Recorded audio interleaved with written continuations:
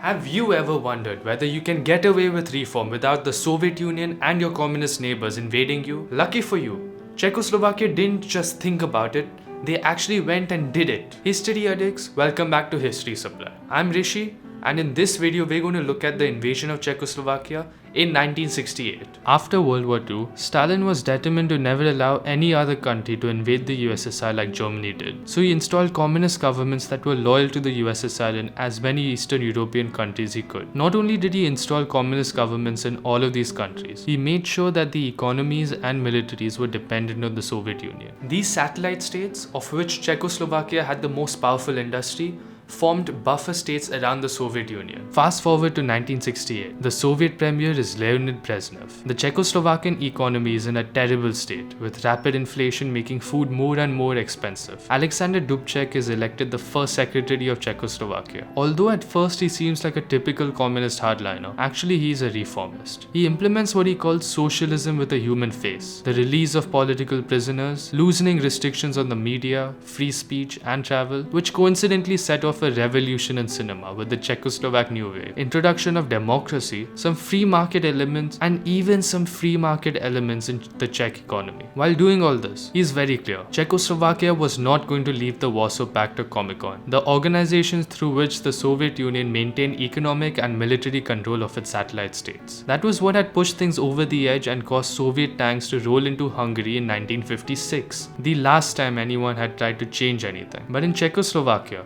Dubček welcomed the president of Yugoslavia, Tito, who was the one communist that the Soviet Union did not control. That was the tipping point. On the night of 20th August 1968, a flight from the USSR landed at Prague. On board were 52 KGB agents. They took over the control tower so that they could coordinate airborne Warsaw Pact forces. The Soviet Union, with other Warsaw Pact countries, invaded Czechoslovakia with 500,000 troops. Dubček was replaced by a communist loyal to Stalin, Gustav Husak, since it would be suicide to fight back against such a massive invasion force. The Czech people used passive resistance, unlike the street warfare that took in Hungary, giving flowers to soldiers, refusing to cooperate. Ultimately, Husak reversed Dubček's short-lived reforms and began a period of normalization. The Prague Spring was over. In September, Brezhnev issued the Brezhnev Doctrine. When forces that are hostile to socialism try to turn the development of some socialist country towards capitalism, it becomes not only a problem of the country concerned, but a common problem and concern of all socialist countries. You can't leave us. If you try and leave us, we'll invade you. So watch out. The thing about the Western response to the invasion was that there wasn't any real Western response to the invasion. Apart from just chiding the Soviet Union over the invasion, the West saw this invasion as perfectly justified. It had taken place within the Soviet sphere of influence after all.